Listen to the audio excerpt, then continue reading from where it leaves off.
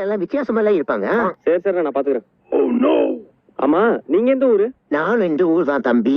அழுத்து உசுமாக்கி குசுவாக்கா. ஐயோ பைத்தியமா நீ? அப்பாடி தப்பிச்சோம். ஏண்டா கண்ணை என்ன பின்னாடி வச்சுட்டு போறியாடா?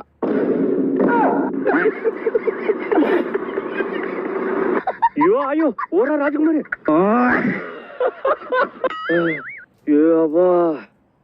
அவ சொன்ன மாதிரியே எல்லாம் லூசு பையல. ஐயோ மறுபடியும் இவனா நம்ம கண்டுக்காம போயிடுவோம்.